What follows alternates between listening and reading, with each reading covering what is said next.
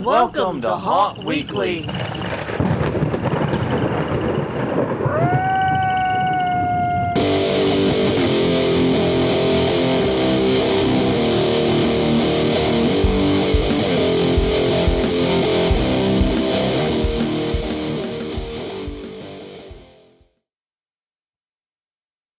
Hello, everyone. I'm Jonathan. I'm Crystal. And this is Haunt Weekly, a weekly podcast for the haunted attraction and entertainment community. Whether you're an actor, owner, or just plain aficionado, we aim to be a podcast for you. And we return to you this week, apologetic. Yes. We'll get into it in a minute, because we missed last week and we're late this week, too. We'll discuss in a second. But also excited to talk about reality TV. Yeah. I said the quiet part out loud. You did. So yes, we're going to be talking about reality TV for haunters, things that you might shows you might want to watch, things you might glean from them, and just basically some ways to make sure that your, we'll say, questionable TV viewing doesn't go completely to waste. Yeah. How's that? That sounds reasonable. If that doesn't sound like your bag, don't worry. There's plenty of other episodes of Haunt Weekly out there. You can check them out at hauntweekly.com, Haunt Weekly on Twitter, Haunt Weekly on Facebook, and youtube.com/Haunt Weekly. You can find us wherever you get your podcast from. And pay special attention to the Facebook page, hoping to have some very cool things heading there shortly. Mm-hmm. We have a couple of housekeeping notes. Yeah, I'll start off. Yeah. Apologies to listener Courtney Hart. She came to New Orleans and had asked for some tips and tricks of where to go to, and I totally spaced on the timing. So yeah, I hope that your trip was awesome, yeah. And that the late list was still helpful. And it was one of those situations where it was also the fact there was two of us. Yeah. And it got confused as to who was taking lead on. It basically sometimes. Usually we're very good at interrelationship communication. Yeah. But nobody's perfect. Exactly. And we dropped the dog on that one. We're sorry. Yeah. I take a little bit of the blame too, but yeah, we dropped the dog on that and I'm sorry. Yeah, this month has been extremely busy. Yeah, not an excuse, but just well, anyone who knows what I do for my day job, knows that like the past 2 months of my life have been incredibly difficult.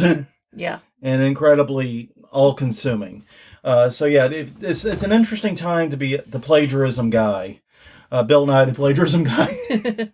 No, okay. No, not that. But anyways, the point being, so yeah, there's been a little bit of that too. Not to mention, we were late this week because of illness. Yay! That didn't help anything. No. Last week we were both incredibly ill. Mm-hmm. And we don't think, it wasn't COVID. No. Does not appear to have been COVID, but it could have been the flu. Yeah. It could have been the random crud that was going around New Orleans. Or it could have just been we were having the fuckiest weather I can fathom. Yeah, there's a ton of crap going around right now. So who knows? Like I said, we were both knocked out for about a week, and a lot of that time was just not necessarily any like specific symptom other than extreme exhaustion. Yeah. And you couple that with the fact I had a medication change. Mm-hmm. And that didn't go super smooth. It seems to be doing better now, but there's always an adjustment period, and that wasn't elegant. Mm-hmm. So, yeah, we both were ill. And then last week, and then, well, as we get into the work we did for the haunt, because unfortunately that's going to be also a blank for us. Because when we set up the rule that we were going to do work every week, we gave ourselves exceptions for illness. Yeah. And also for life getting in the way. Yeah. And life has been in the way a little bit. Mostly it's been illness. And specifically, we had last weekend, you were ill. And this week, the doctor tried to murder you. Well, okay. So she didn't try to murder me. I have reached out to her, though. But I got an injection into my hand for carpal tunnel, which I don't think I actually have, but I might now. If nothing else, I have a constant pain now. Well, they can treat that. No. Yeah, I have a constant pain now that I didn't have. So it's like my mom used to say, the only way to cure the cold is to let it become pneumonia. Yeah. You can treat that. Yeah, but anyway, because my hand was really bad over the weekend, we didn't get out there and do much. Yeah, the main thing we wanted to do and what we had planned on doing was cleanup. Yeah. We've been doing demo for the past month or so and not being the best at picking up after ourselves, we'll say. So, yeah, we were going to clean up some, tidy up some, and if we had extra time, we were going to remove the ancient slam wall and probably break it down. I think it's time for that just to be completely disassembled. I think it's going to be easier to break it down as we pull it off. That's very likely the case because the way it's affixed, I mean, you can tell we were not planning on ever moving it. No. We did not plan this far into the future, and we've looked at where the screws and the bolts and other things are, and it's a fucking mess. And it's inside walls. It's not helped by the fact that we've built onto and around it for probably damn near 10 years now. Yeah, because it was a major part of the spine of the haunt. And it's still, right now it's about half the spine. Exactly. And that's part of the problem is it's not a very good half of the spine. No. Structurally, visually... Size-wise. It's a weird size. I know why it's there, and honestly, it did well for us the years that we used it. We did get a lot of years of use out of it, to be completely clear. So it's not like we put it there and just forgot about it. No, we got like 5 or 6 years of use out of it because we were able to constantly change it up. It was a disappearing wall. It was a breakaway wall. Mm-hmm. It's been a pass-through before. We've used it for various things. So we've gotten a lot of good use out of it. I'm not complaining or anything. I mean, we definitely got our mileage out of it. But every time we renovated it for the next thing it was going to be, we put more screws in random places. We built more around it onto it and just made our situation that much more worse. Mm-hmm. So, yeah, unfortunately, between the illness and Crystal's hand, singular, we have not been out in the haunt this past 2 weeks. We're hoping to pick it back up this week. The weather is still great. Mm-hmm. So we're hoping that this weekend will be good. And it looks like it might actually be a really good weekend for haunt work just because it's going to be rainy. Yeah. So it'd be a good time to be in the haunt. Yeah, inside in general. And I've got a new brace coming, so that should help too. Yeah, so and I seem to be doing better-ish. Yeah, but we'll see how next week goes because I'm about to head into 2 days of indoor meetings with 18 people from all around the country. Yeah, there's a real risk of new illness coming to the house, which makes me glad we're getting this episode, an actual episode recorded today. Yeah. But yeah, that's the work we did not do for the haunt and what's happening there. Hopefully we'll be picking it back up next week. So, but legitimate physical illness and pain were the culprits there. It wasn't safe or good idea for us to do it for health reasons. All right. Well, most weeks, at least, we ask a question a week. And the last time we were here, we asked you all, what is the most unlikely place you've seen your haunted house mentioned in the wild? We asked because we had seen it on a Facebook group where we were used as directions to find where a fire was in the neighborhood. Exactly. Which is just weird and awkward, but whatever. But y'all had some great answers, too. Yeah, Bones Bellefontaine said they had some people come out to me and talk to me about an old Juliet prison that they located in Chicago. And tell them how much they enjoyed the haunt while they were cross-country hiking in Canyonlands in National Park in Utah. Yeah, Canyonland, that was my favorite childhood game. No, it wasn't. Oh, that was nobody's favorite childhood game.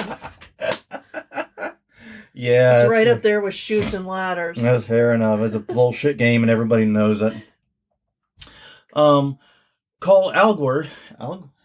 Alguer? I don't know. Sorry, Cole. Please correct me. Got a shout out on my yard display on a podcast called The Big Scary Show, which we know we've been on The Big Scary Show. Yeah. For answering a trivia question. That's pretty cool. Yeah. Micah Arnold said, our trail was graciously loaned to us by a private property owner. He had a huge home on an acreage, and during a party some of his guests asked him if he had heard of our haunt. He was shocked and told them, I have, it's here. So normally hearing your haunt referenced on the haunt property, not unusual at all. No. That's actually very normal. I can assure you that happens all the time. But that counts. Yeah, it does. Because they did not realize it was there. And I'm going to tell you this, that owner will probably never kick you out now because that's such a cool thing to drop on people. That's a good story. That's a hell of a story. Yeah, that's the kind of thing that really does make people want to work with haunts, believe me. But this week's question of the week, what is your guilty pleasure TV show? Crystal, Are we getting into that? Which one? Because okay, so when I have a brain dead task to do for my job, I put on background either a podcast or music or TV. But the TV can't be too engaging. It has to be something I can kind of ignore. And that's what reality TV is good for me. So there's a lot of makeup ones right now. Yeah. You have been watching a lot of Face Off, a lot of Glow Up. Yeah, and things like that. I'm trying to think. I don't watch that much TV is part of my problem. Not really. Do you consider BattleBots a reality TV? Yes. I mean, technically, it's a cross between reality TV and sports, I would say. It's a little bit of both. I don't know if I call it a guilty pleasure, though. Yeah, because I proudly own the parts of a championship BattleBot. I mean, yeah, that's not guilty at that point. You're right. Once you invested money in owning pieces of a BattleBot, you can't call it a guilty pleasure anymore. Sonobayachi 1.0, man. Yeah. The monster. Yeah. Sheesh. I'm trying to actually think what would be considered. You liked Bar Rescue for a minute. I did, and Bar Rescue actually, and Bar Rescue may well be my guilty pleasure, but I actually like it, and reasons we'll get into, actually. Yeah. We'll discuss why I really, really like it, and why John Taffer is someone I followed, not just through Bar Rescue, but in other things. Yeah. But yeah, I don't know. I don't watch enough TV to really have a guilty pleasure show anymore. You don't. And it's a lack of TV. I used to be a professional wrestling fan. Yeah, no, you do a lot of YouTube and video games now. I guess if I had, the closest thing I might have to a guilty pleasure is watching, I do put on classic ECW television. Yeah. From time to time, but I mean, any wrestling fan out there is going to yell at me for even hinting that might be a guilty pleasure. Or a reality TV show. Yeah. Well, we said guilty pleasure TV show. Yeah, it doesn't have to be super reality. That's true. So what is yours, though? Please let us know. HauntWeekly.com, HauntWeek on Twitter, HauntWeek on Facebook, and YouTube.com/HauntWeekly. Leave a comment, send us an email, whatever method works best for you. All right. Well, it's also an even number episode, and that means it's time to do the conference reminders. And coming up in the conference run this week is the two big ones back to back. Well, two of the big ones at least. First off, it is HauntCon 2024, February 9th through the 11th, Daytona Beach, Florida, at the Hilton Daytona Beach Oceanfront. There'll be a bus tour visiting 4 haunts, a haunted-style luau, a costume ball, comedy show, and more. HauntCon.com for more information. Okay, March 7th through the 10th, it is Transworld's Halloween and Attraction Show in St. Louis, Missouri at the America Center, featuring a zombie showdown challenge, party at City Museum, also host a Christmas show, HAASHOW.com for more info. Then in the next month, in April 12th through the 14th, it's Fear Expo Live at Owensboro, Kentucky, the Owensboro Convention Center. Free admission. Ultimate Haunt Tour featuring 6 different haunts, costume contest, and more. FearExpoLive.com. And April 25th through the 28th, it's East Coast Haunters Convention. Well, if you read the notes, it's Sprawl. I know. I corrected it on the spot. Yes, good job. But I had to pull it out because I did it. It's in Oaks, Pennsylvania at the Greater Philadelphia Expo Center. Brand new conference. Few details right now, but you can follow them as they come out at eastcoasthauntersconvention.com. All right. Well, a lot of great shows. It is definitely the peak of haunt conference season, not surprisingly. So a lot of good shows coming. Hope to see y'all's photos as you go to them, because we're not actually planning on going to any this year. Not yet, at least no. No plans as of right now, I should say. Okay, well, anyways, basically, neither of us have been reality TV buffs. Not really. I think that's fair to say. Yeah. I, for a time, got into Hell's Kitchen back in the early seasons. Yeah. Well, and honestly, since Ellie's been around, I think we've seen more than we ever have before, or ever would have thought we would watch, Yeah. Because she watches a lot of TV. She makes fun of herself for it often, so I'm not saying anything she doesn't know. Yeah, basically, it's like we're like the 3 little bears. Yeah. You got Ellie that watches all the TV, me who watches none, and Crystal who's just right in the middle. Yeah. But, Yeah, so we don't watch a lot of it, but I have been watching more of it lately for the reason that I mentioned earlier that it's easy to put on in the background. But when it first aired, Face Off, I was all over that. I was like, I'm gonna watch every season. I'm gonna learn how to do all this stuff, and I got frustrated because they weren't showing a lot of the techniques. So I stopped watching reality TV altogether for years. Now you just said screw all reality television. Pretty basically. much. I mean, I like the ones that are more competition based in general. If I'm gonna watch one, Mm-hmm. not the ones that are that other stuff. Actually, I just thought of my guilty pleasure TV show, Okay. and it's a reality TV show technically. Okay. Taskmaster. Oh yeah. Although I don't know if that's if you could own Greg Davies' head, we would totally have Greg Davies' head in the house. No, absolutely. That's not that's not really a guilty pleasure then. That's true. Okay, fine. Taskmaster New Zealand. Exactly. I'm sad Taskmaster America never really took off. Yeah. I really what it's like that show and also the American version of Red Dwarf Yeah. never went anywhere. Yeah. And I'm pissed off about both of them because I think there's actually real potential for both. But anyways, no, that's back on track. Yeah. But anyway, recently I did pick up Glow Up and because it was advertised at me. And from there I've taken a different take on reality TV. Well, and I've watched some of Glow Up. Okay, let me rephrase that. I've been in the room while you've been watching Glow Up some and picked up a little bit. And I see why you were frustrated with Face Off because Face Off, at least this is my perspective, once again, not super. But then again, you're watching the background too, so what do you care? Yeah. But the thing for me with Face Off was like, okay, this is your task. Everybody breaks apart. Everybody decides what they're going to do. You see like one clip of them doing it, and then poof, it's done.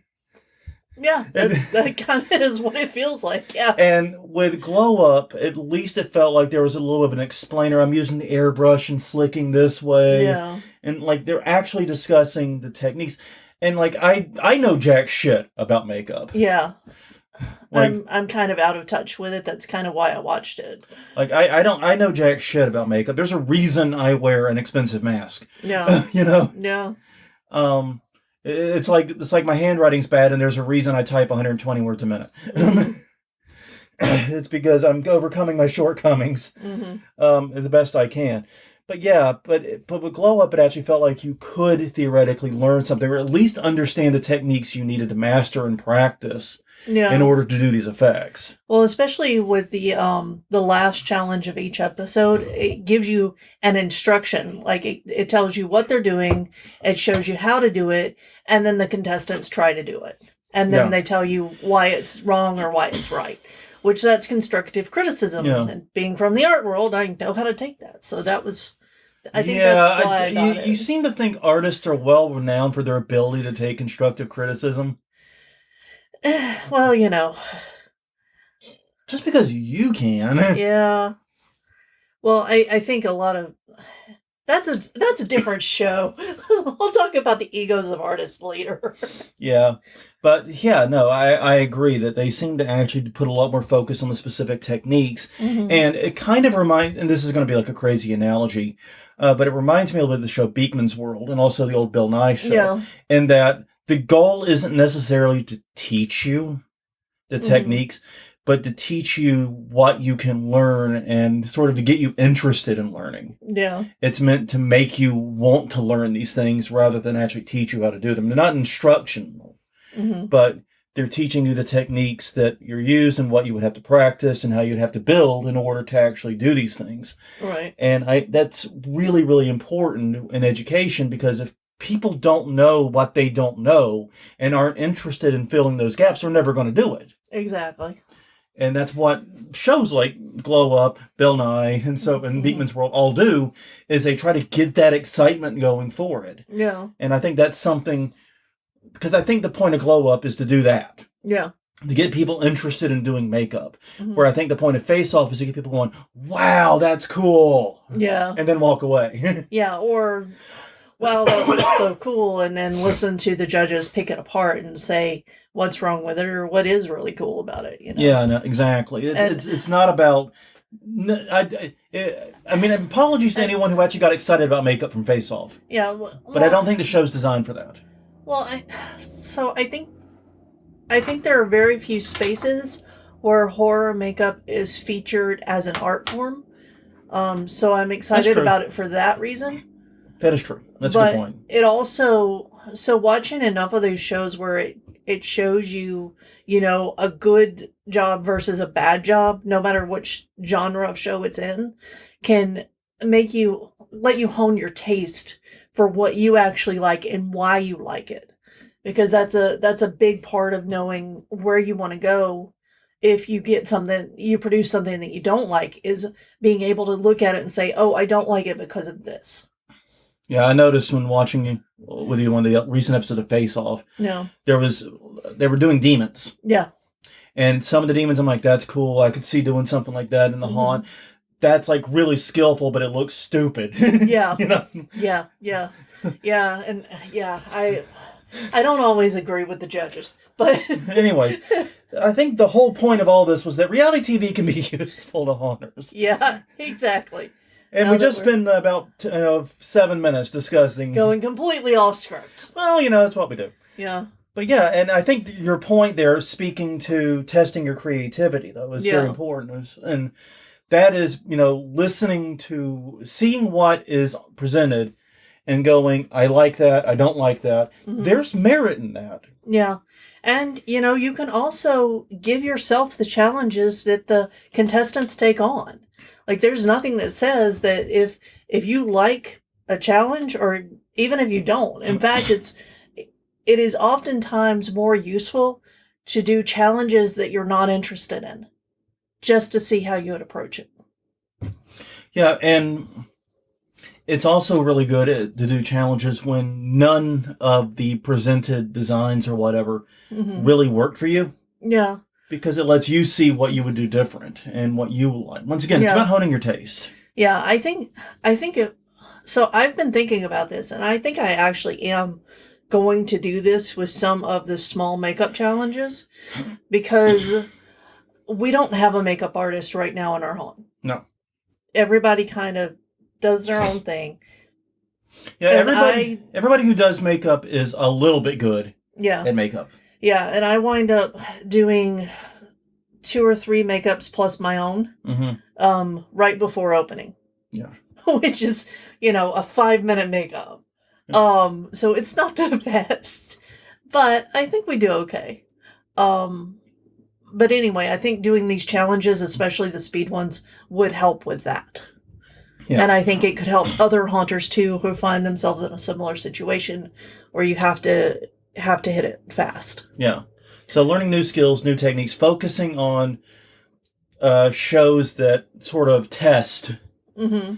And, we've talked all about Glow Up and Face Off, but you could also turn to things like, Junkyard Wars, where you're building with very unusual materials if you're a haunt builder. Yeah. There are usually Halloween Wars type shows every season. You can definitely watch those. Mm-hmm. But even things like one of the shows that I found really useful as a haunter was the Halloween baking shows. Oh, okay, yeah. Because these mad bastards are not making... They're making very complicated, I guess you would say, tableaus. Yeah. In a lot of these cases. Do you know what I mean? Mm-hmm. And the result of it is you get a chance to see, once again, what you like, what you don't like, but you also get to understand painting and distressing techniques that you can actually use in a haunt. You just don't do it with frosting. Yeah, exactly. Don't do it with the edible paints. Yeah, and a lot of those will go into detail about, I'm putting the highlight here because it does this. And I imagine the moon is here and the light is hitting here. Exactly. They'll go into a lot of detail. And I really like the ones that are self-contained there, because that means there's fewer contestants and they get to focus on more time on each one and what they're doing. Yeah. And you can really get a wider variety of perspectives in one episode in terms of how they're approaching a very specific challenge. So like the ones that have Yeah. like 3 contestants and they narrow it down to 2 and then there's like just 2 challenges. Yeah. That works out really, really well for trying to understand the techniques and see what people do. Mm-hmm. And they'll also describe things like, yes, I'm posing this guy this way because this is a more aggressive pose and more, or because it'll make it more structural.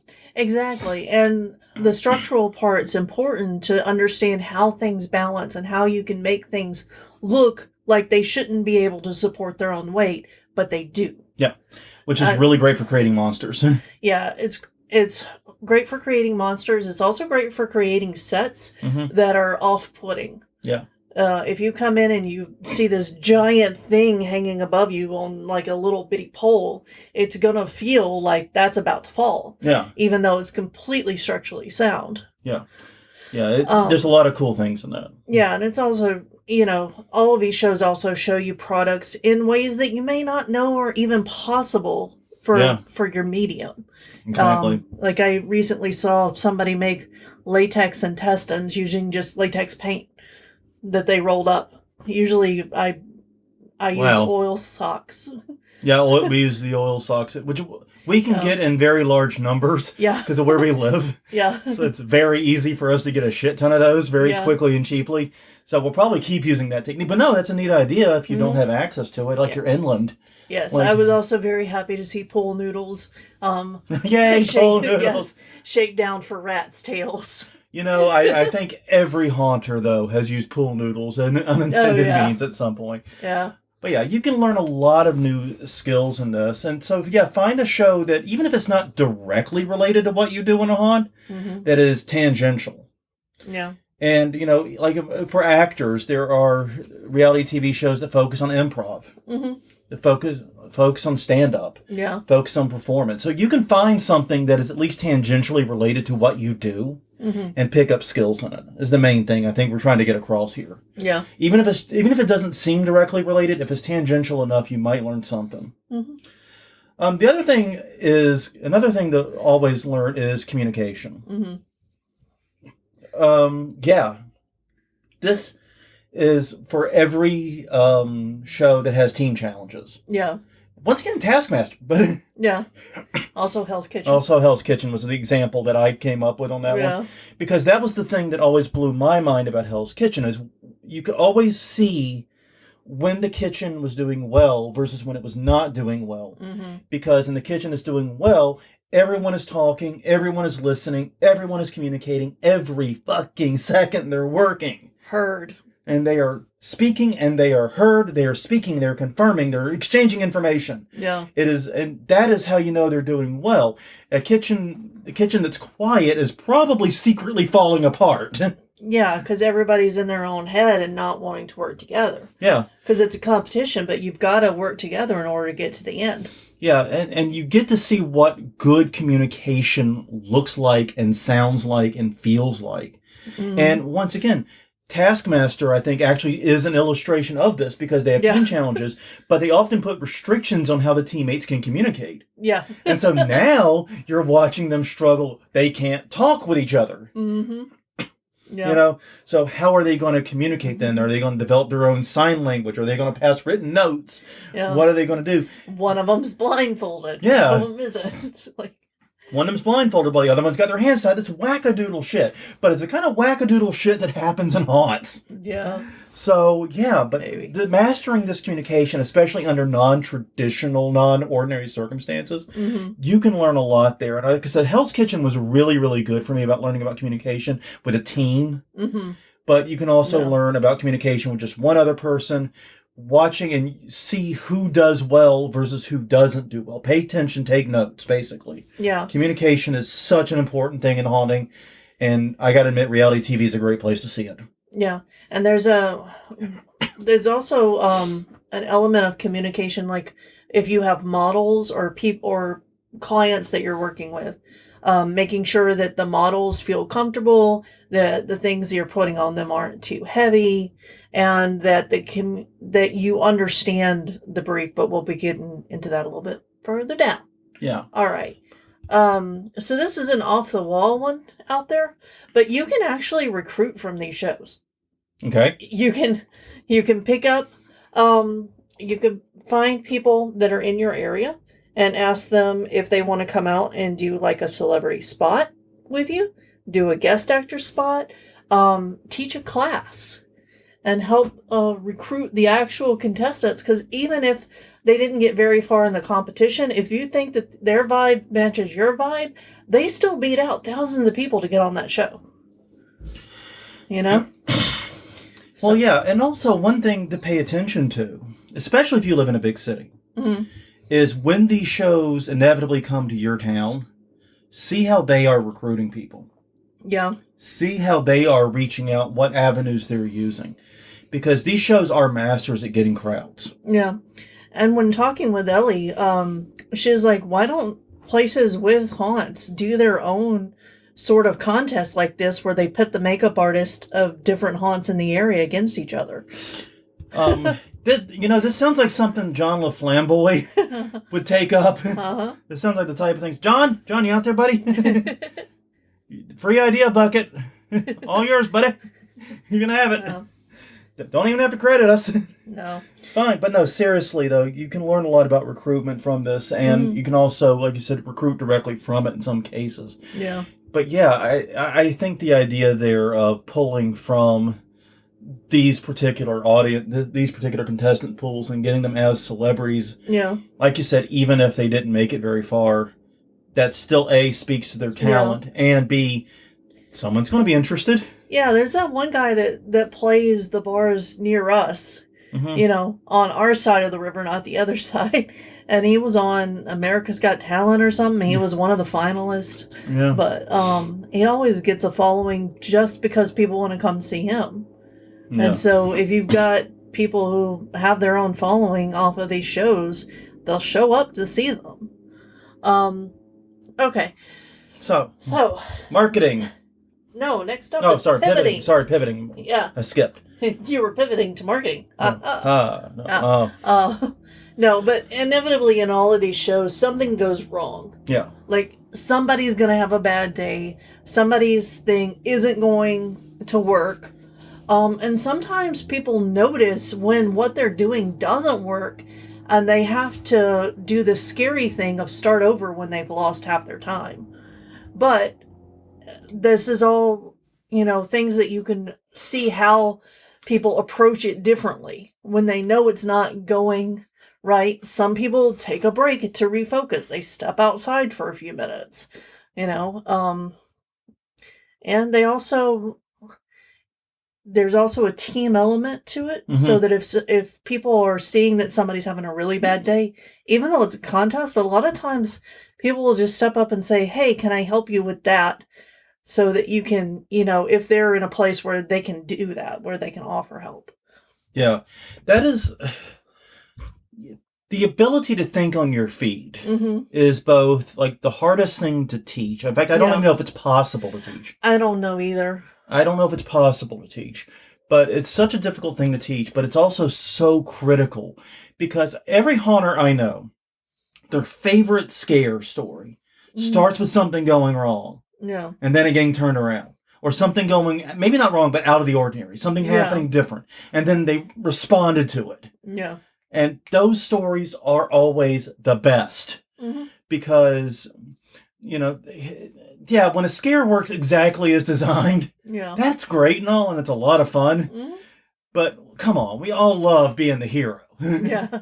We all love saving the day, right? Yeah. And that is one thing you can definitely learn is how to pivot. And I think, as you noted, one of the most difficult things is recognizing to yourself that this isn't working. Yeah. Whether it's this room, whether it's this particular scare, whether it's this line. Yeah. Whether it's this costume, whatever it is, it's not working, recognizing it's not working, and being willing to take a gamble and make the change. Now, on the surface, it sounds so easy. Yeah. Because if it's already broken, what are you risking? Yeah. Theoretically, nothing. But you've spent time, you've spent energy, you've invested into this. It's hard to do that. Yeah. Overcoming that is important. The other thing is, if you're not in a position of power where you can change the thing that you see that's broken, let people know and tell them why. That's one of those things that, we've been talking about, is the ability to say why it's not working. Yeah. because they'll probably listen. Yeah, and that's one of the frustrating things is when an actor says, "This room's not working." Okay, what's wrong with it? I don't know. Yeah. Well, then fuck, I don't know how to fix it. Yeah. I don't know how to fix I don't know. No. Is it because people are seeing you too soon? Is it because people are not seeing you enough? Is it because, what's going on? Yeah. Is the lighting off? Is the lighting too, what's going on? And yeah, once you can identify why something isn't working, if you're, like I said, you're empowered, you can fix it. And if you're not empowered, you can clearly spell what's wrong and propose a solution. Yeah. Because believe me, people coming to someone with just a problem, I mean, don't come to me with problems, come to me with solutions is a problematic statement in a lot of ways. Yeah. But if you can come with a solution, it's way better. And if you can only come with a problem that has an explanation of why it's a problem. Yeah, come with details. Give the details. Give the deets. That will make you so much more valued in anything you do if you're able to do that. Like, it makes a world of difference. And this is something that doesn't just help you in haunting. It helps you in your day job. It helps you everywhere. Yeah. Realistically. Okay, now marketing. Yes.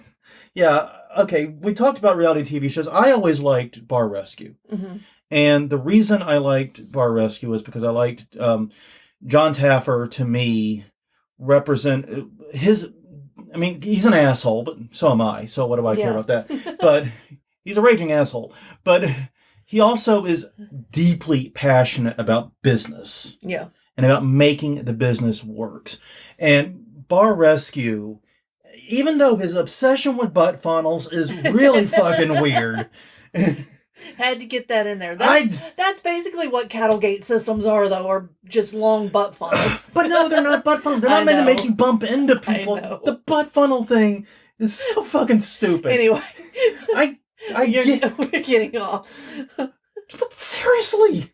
But he was very passionate about how everything has to look a specific way, has to be standardized across. Like, if I order a drink at a bar 5 times, I should get the exact same goddamn drink 5 times in a row. Yeah. I have been in bars where I've ordered a Jack and Diet, and I've gotten 5 very different drinks over the course of one long night. Yeah. And sometimes from the same bartender. Sometimes from the exact same bartender. And it's really frustrating when that happens. So he's all about standardization. He's all about the business. He's all about making sure your pricing is set right. Pricing is a very big deal to him. And he's all about marketing and using everything you have at your disposal to sell the product.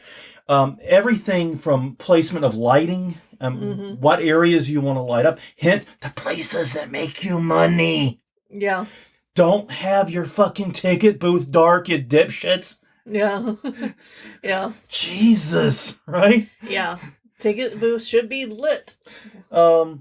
Where to place items, the high value items go higher up. Yeah. Like, there's a reason why top shelf liquors are called top shelf liquors. Yeah. Just to give a little hint there.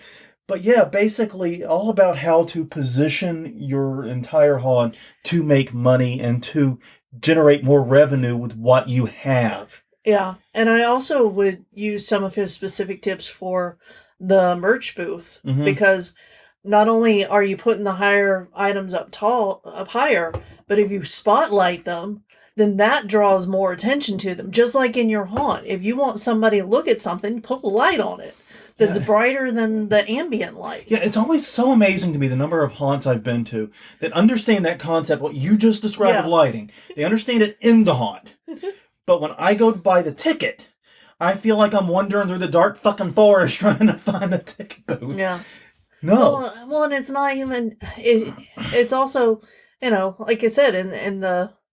If you want me to buy that handmade doll thingy that you specially commissioned for your or that giant metal work thing that meant to hang on my wall. Yeah. It costs $500 or whatever. Yeah. Yeah, light it up, make it look desirable, pedestalize it. Exactly. Also, if you've got a shop, the wall directly to your right as anybody walks in is your most valuable wall. Yeah, if you have a 3D space, so walk-in space. Yeah, this is just a retail tip.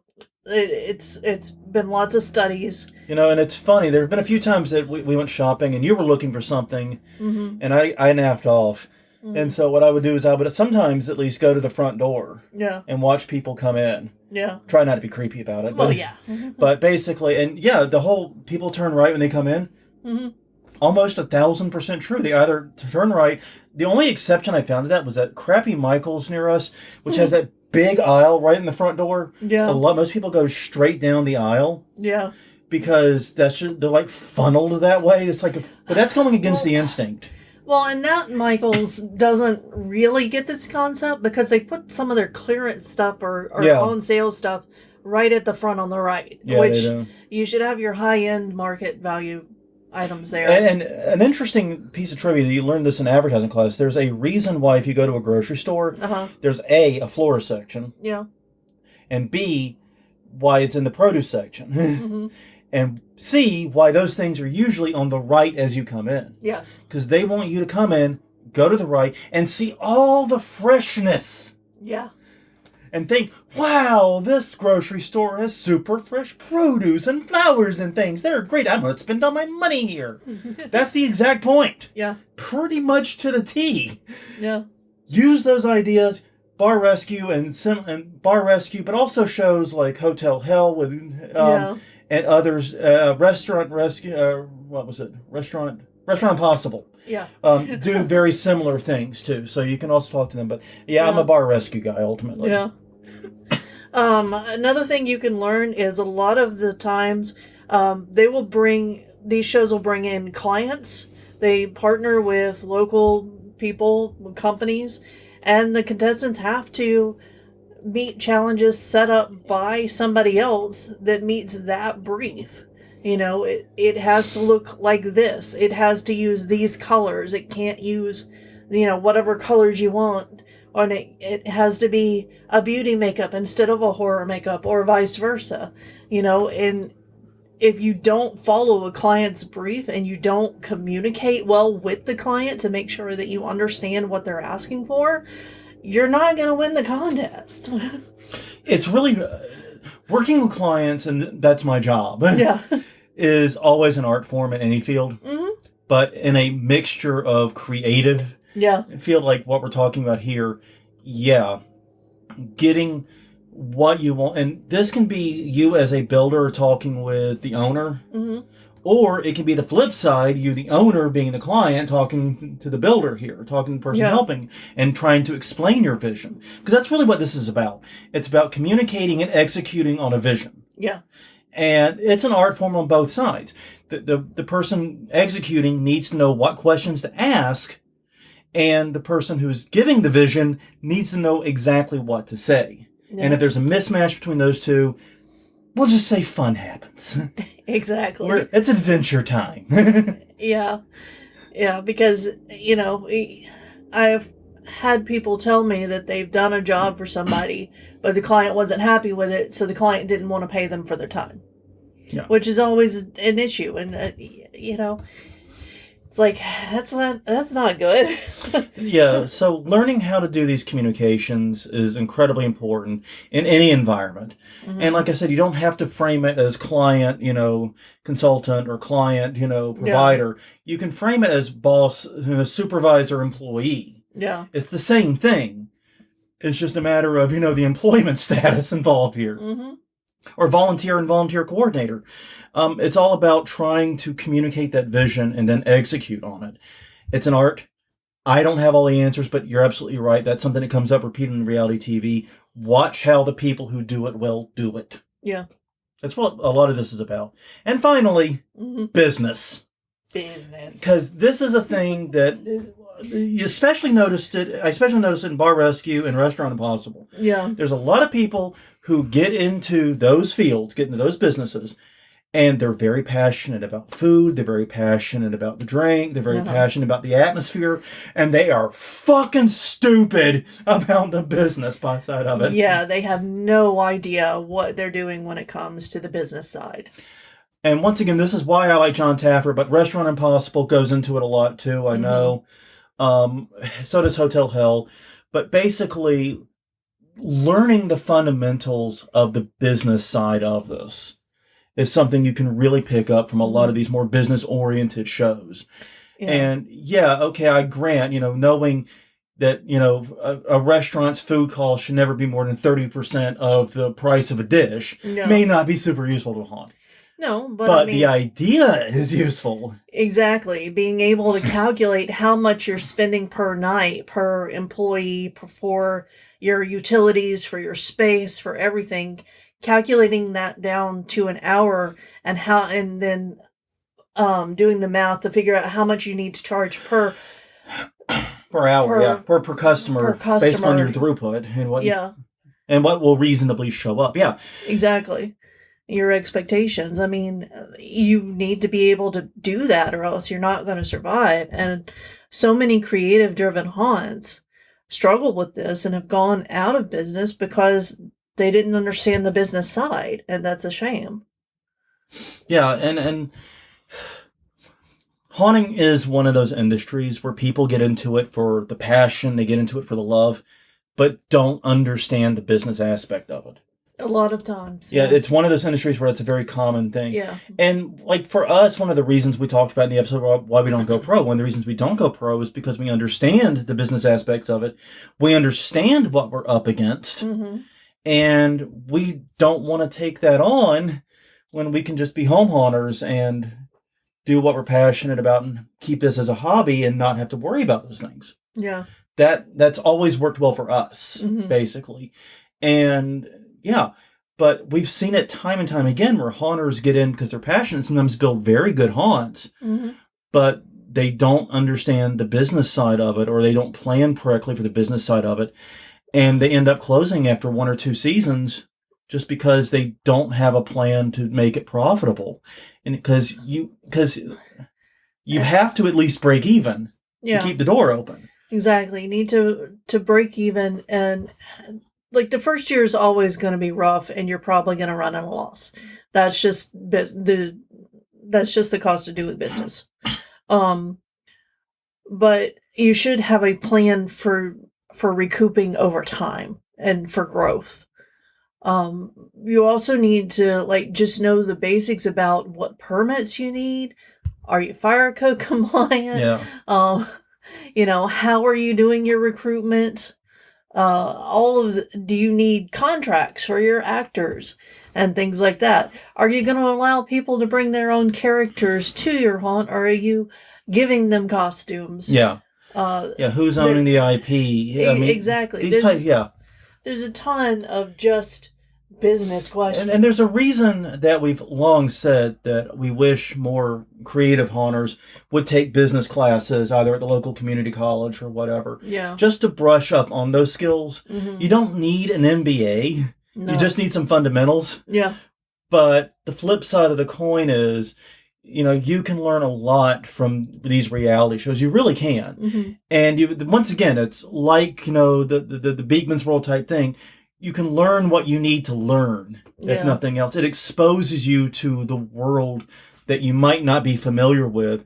And for some people, it's going to make them go, oh, crap, I need to bone up on this. Yeah. I need to learn more. And if so, that's a positive thing. Yeah. Well, that's all we have.